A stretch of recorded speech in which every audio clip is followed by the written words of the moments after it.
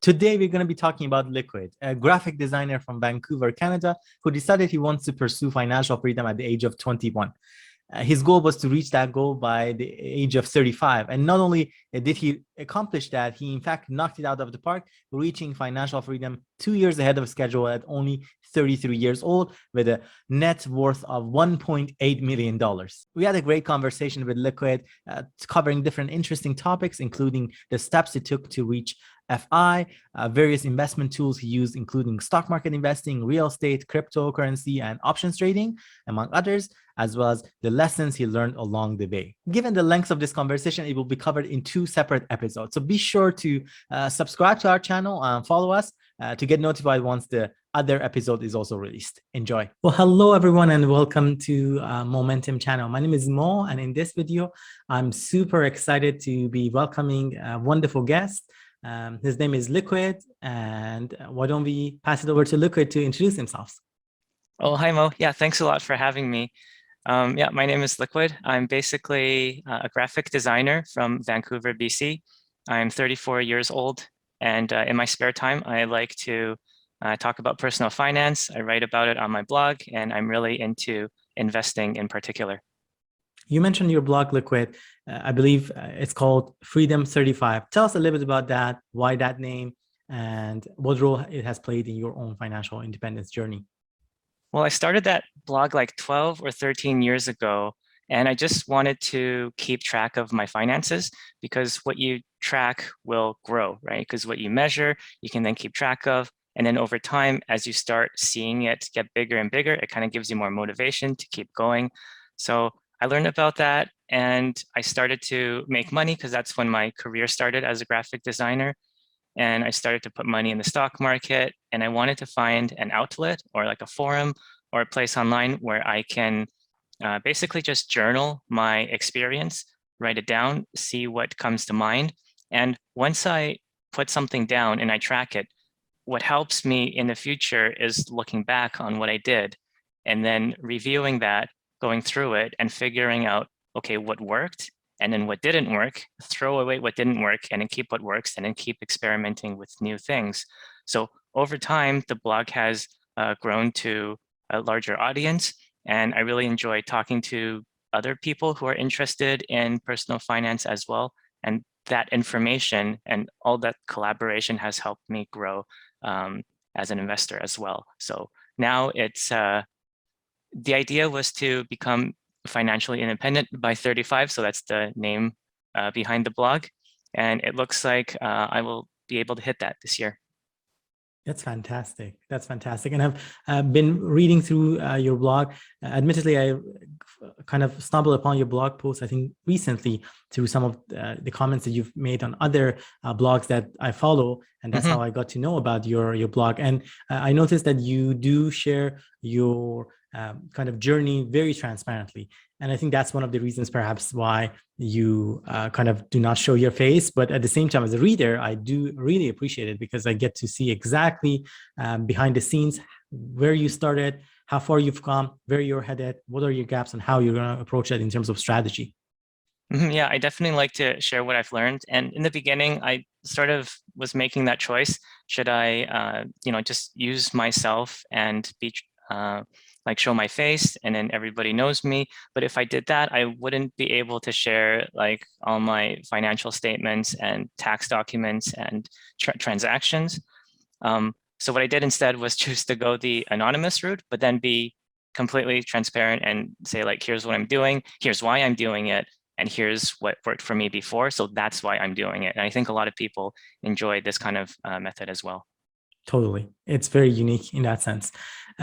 In the blog, your blog as well, you talk about your winning strategy, which you share about studying what rich people have successfully been doing for generations and following their footsteps, which is kind of interesting. This morning, I was watching some snippets from Jim Rohn, one of Jim Rohn's videos in the past, whereby he talks about awesome. that. Yeah, exactly. And he talks about that concept in terms of if you want to grow, it's all about learning about that. And why do you have to maybe start from scratch? You can always learn from others, people's successes, but also other people's failures. He talks about how funny it's usually people don't put up a seminar and talk about, hey, here are my failures. But you can still try to observe, you can listen, you can talk to people, what strategy that you've mentioned in your blog definitely resonated with me in that sense. Tell us a little bit more about that and why you have relied on this strategy as one of your main doctrines in terms of reaching that wealth creation approach and journey. Right. Well, primarily it's just comes really naturally for me through experimentation. I look at what I need to do to get to where I want to be. And I've tried different methods, like reading books, taking courses, self-learning, and all of those things do help. But one of the things that I've realized that worked really well for me is to just look at what other people who are already at where I want to be have done. And so I think it's important to find those role models and mentors. It doesn't matter really what specific field you want to pursue, like whether it's for health benefits or financial or for investing or a particular skill. You want to be like a really good like car mechanic, what have you.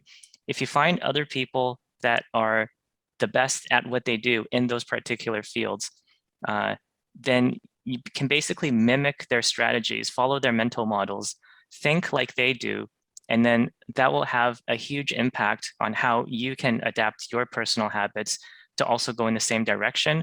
And success always leaves clues.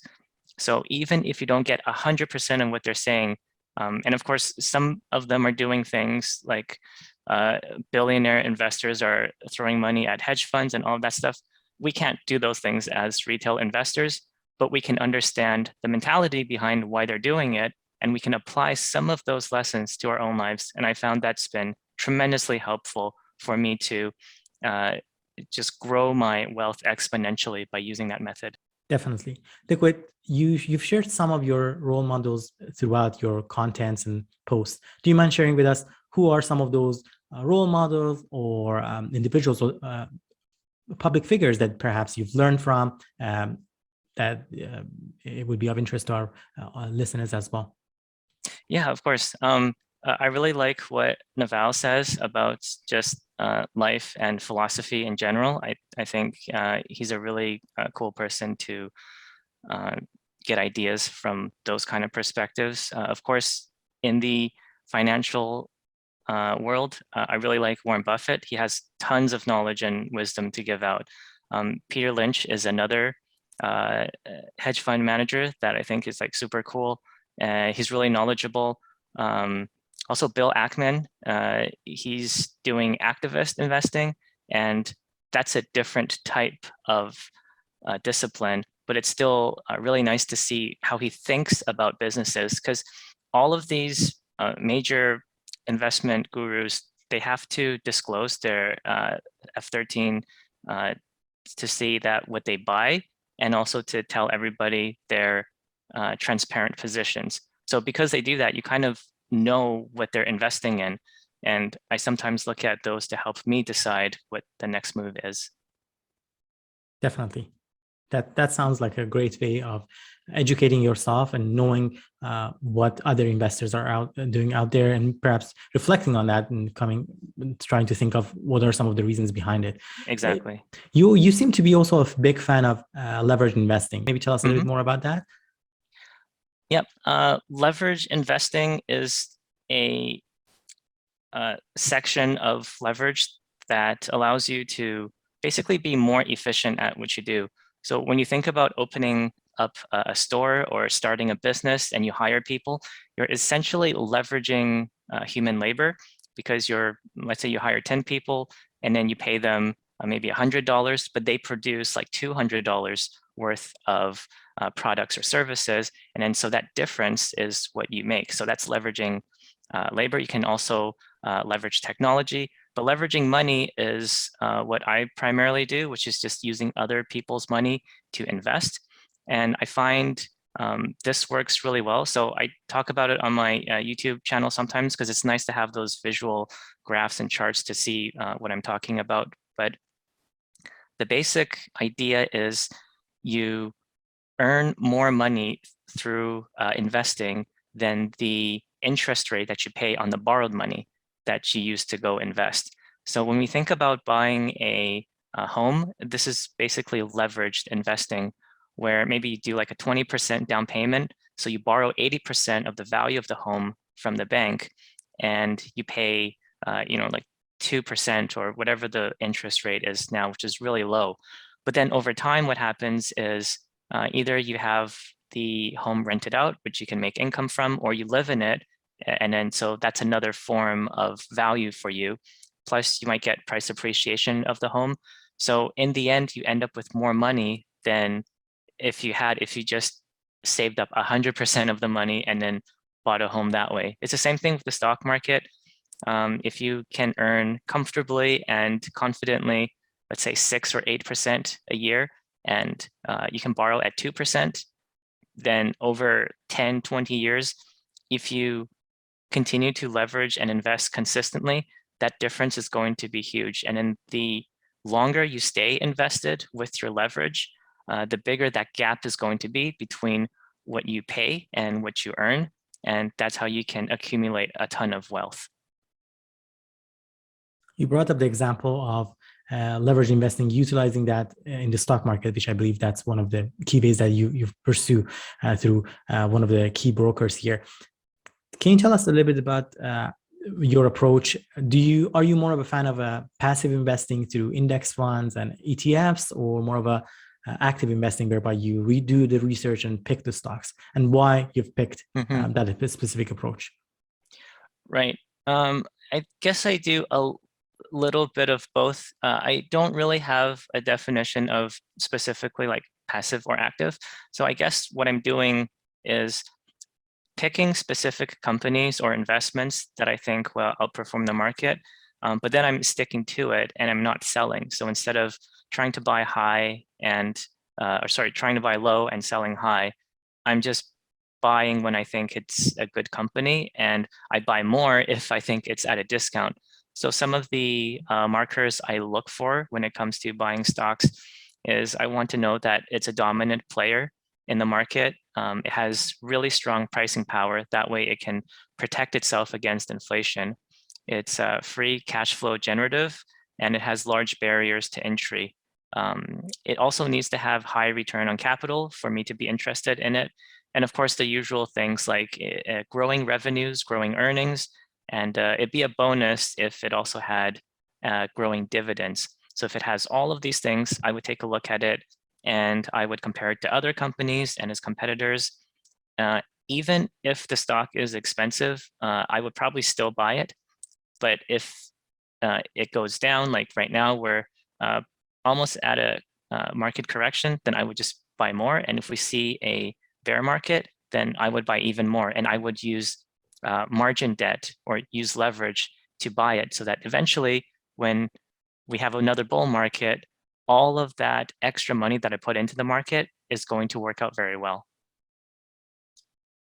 And Liquid, when you use that margin accounts to borrow money to buy into those stocks, does it matter whether for you those companies or those companies perhaps necessarily pay a dividend or no? As long as they do not indicate that they would never pay dividend, that's sufficient enough for you to buy into those and hopefully then be able to actually deduct the cost of borrowing as a tax deductible advantage. Yeah, I think one of the advantages to leveraging is the tax advantage of you can write off the interest on it.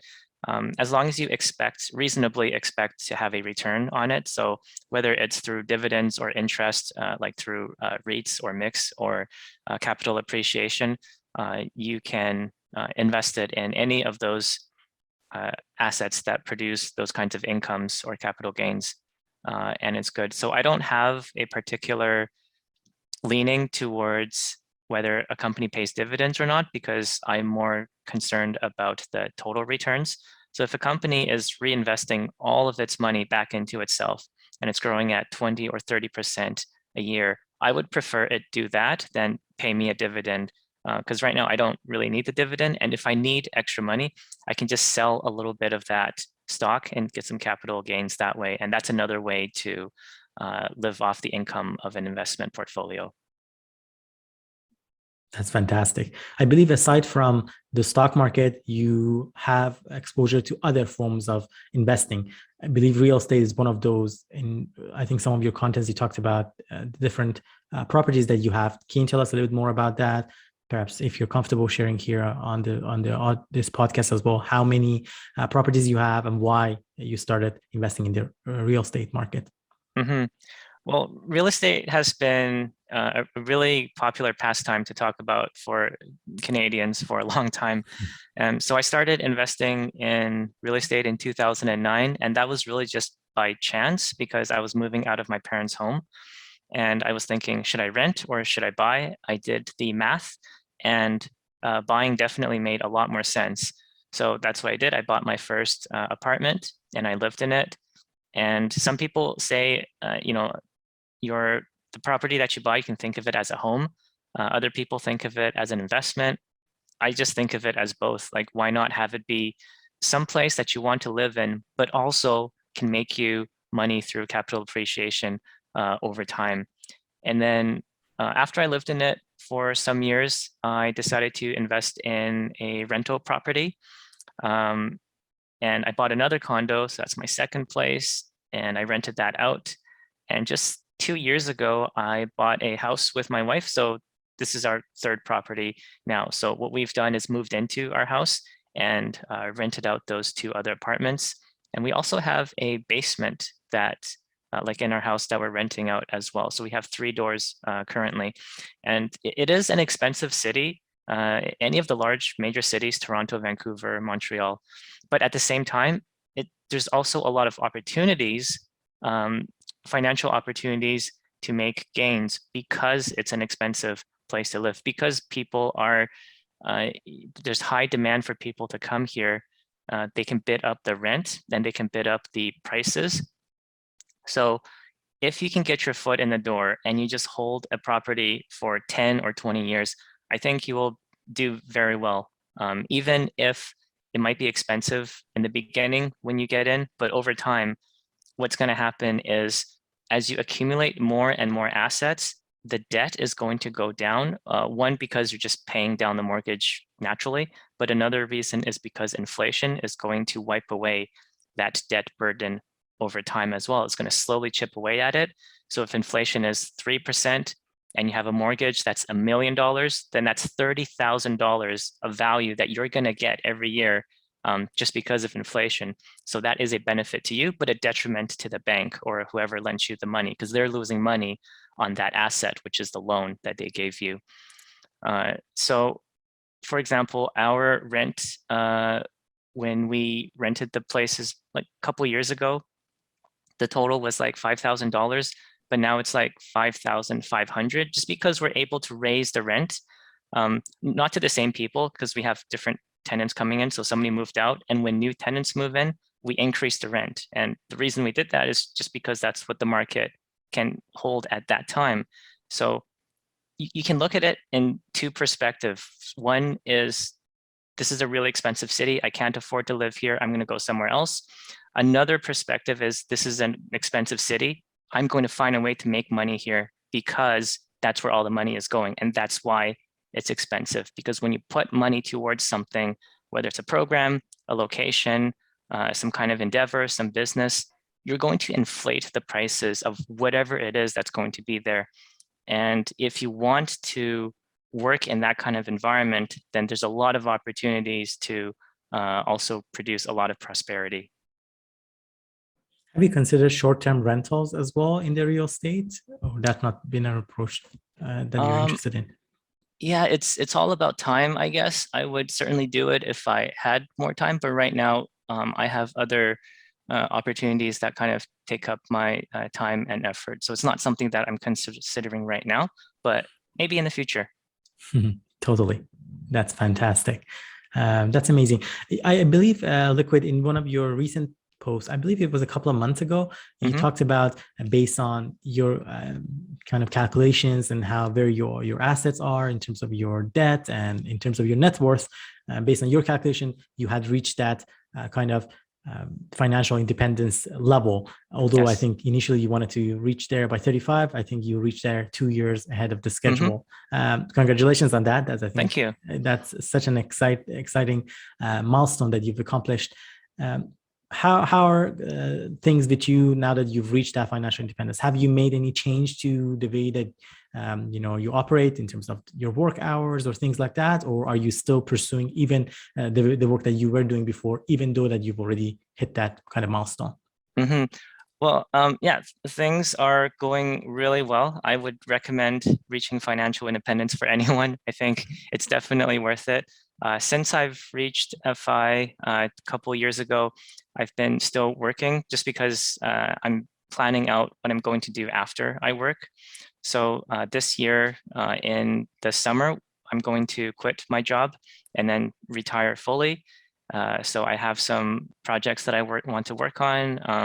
I have some reading I have to catch up on and all of that stuff. So that'll be pretty exciting. And so over the last couple of years, just talking with my wife about what we want to do, the different things that we want to take on, and how we plan to, because without work, then you kind of have that one of your income that's coming in, it's going to be gone. But luckily we have multiple income streams, so we can rely on our investments to live off of that for probably indefinitely. But we do have plans in the future. If one of us wants to work part-time or anything like that, totally open to that.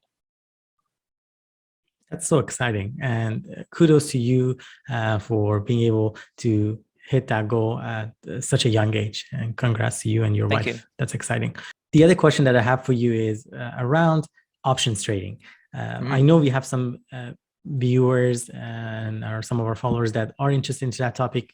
For me, I haven't really actively pursued this, but I'm doing some reading on it.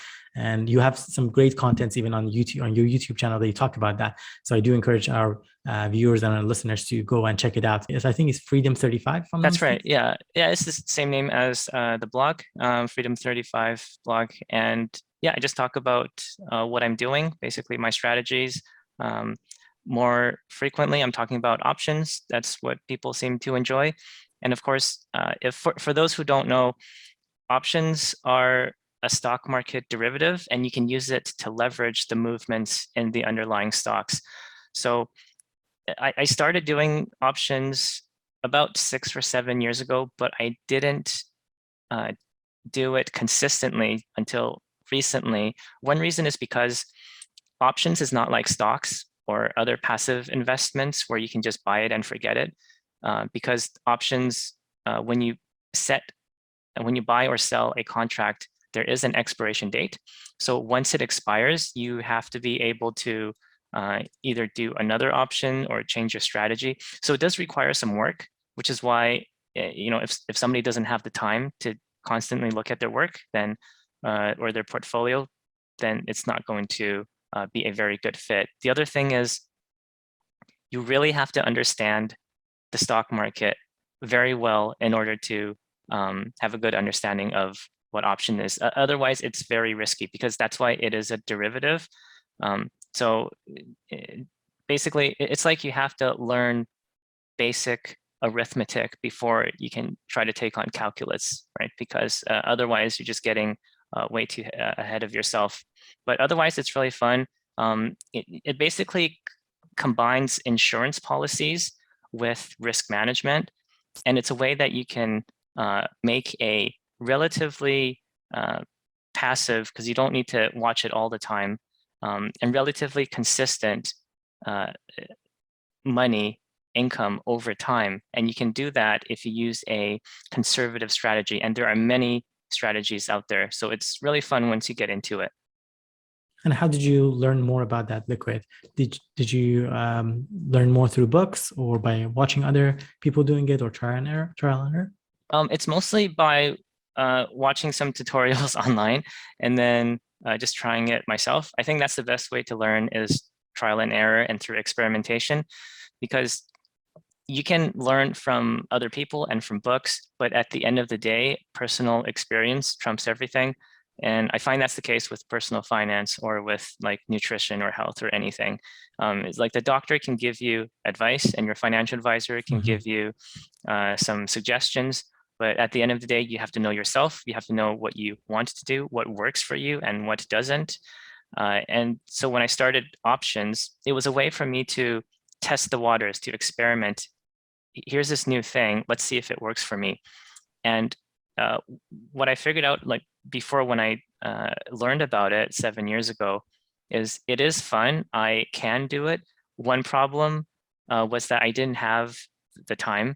And then the second problem was I didn't have enough of a portfolio to do it because you need a fairly large portfolio to start. I would say your nest egg, if it's under $100,000, it may not be worth the time for you to do options. But if you have a six-figure portfolio already, then that might be something to look at to do options.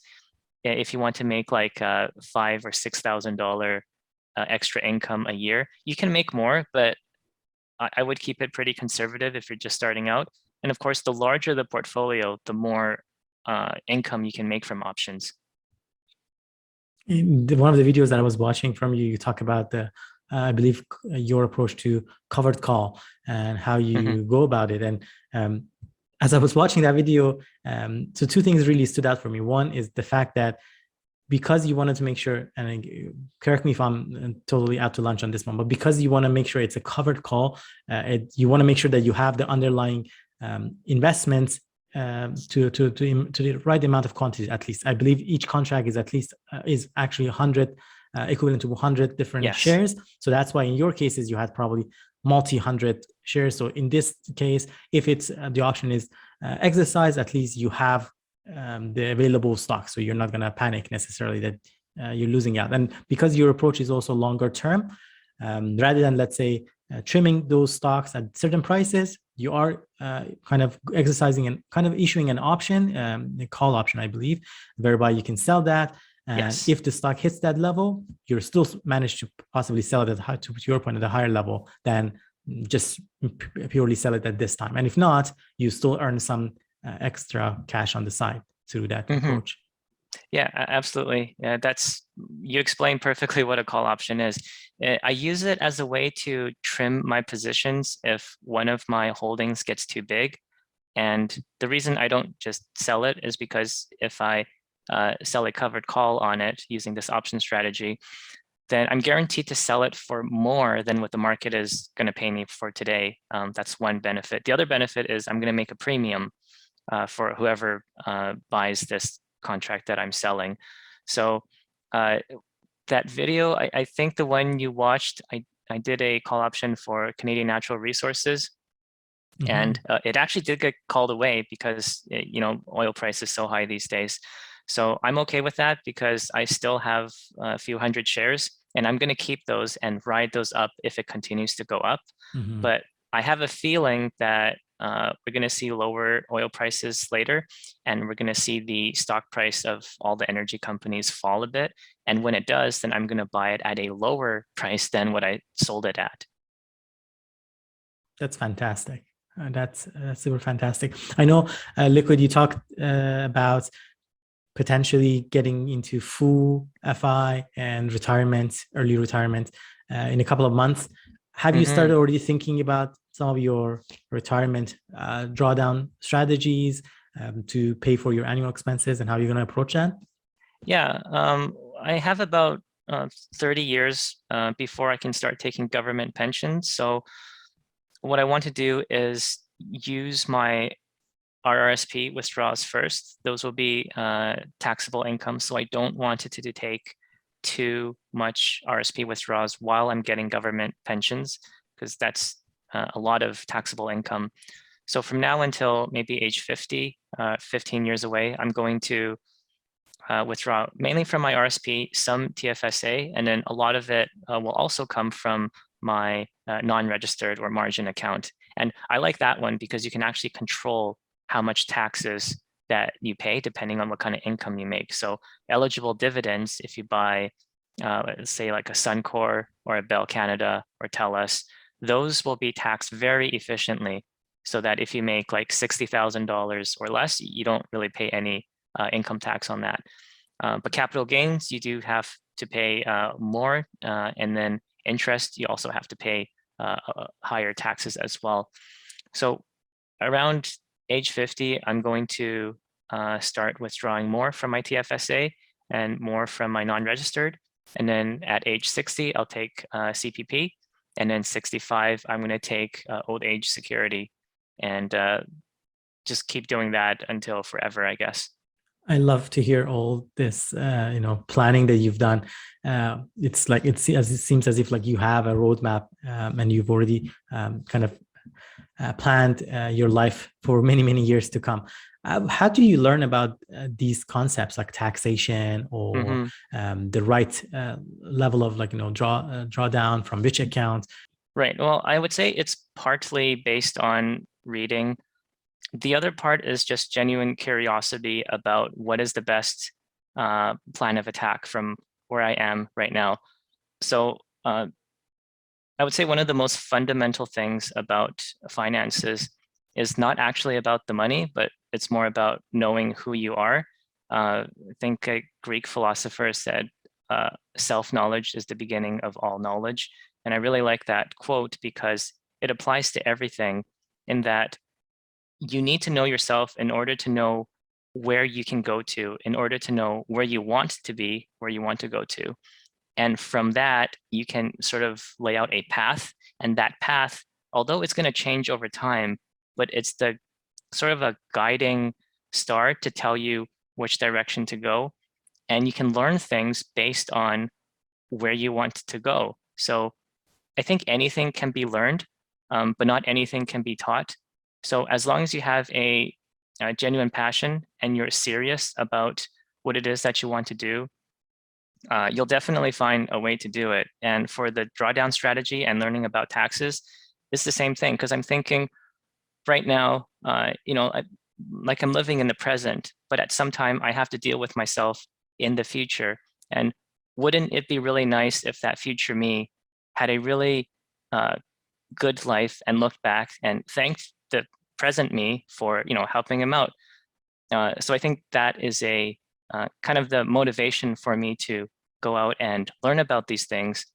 A lot of the information is on the Canadian government website, but also other bloggers talk about them, like Mark Seed from My Own Advisor, Bob from Talkhand. They all have some kind of idea about what they want to do for their withdrawal plan. And I just look through them and I say like, okay, I can apply that to myself. Maybe this one I don't really agree with. And then just kind of use what I've learned from other places to mix and match and get an overall picture of what I want to do. Because the idea is I want to pay the least amount of tax in retirement. And the way to do that is to really just spread out your taxable income as evenly as possible. So what that means is, instead of having a taxable income of 60,000 this year, but then once I'm like 60, that's going to drop down to 40,000, is I want to just make sure that I'm going to have an average of maybe 50,000 a year, and that's going to stay continuous throughout the rest of my life. And of course, that's going to change. Tax rates are going to change. Marginal tax brackets are going to change. And there's a lot of different things extrinsically that can come and, of course, mess up the plan. But you need a plan in the beginning first, and then make changes to it. That's a lot better than having no plan. A big thank you to Liquid for joining us in this conversation. Be sure to subscribe to Liquid's YouTube channel and follow his blog, as well as follow our channel for more insights and videos, and to also get notified when the second episode is released.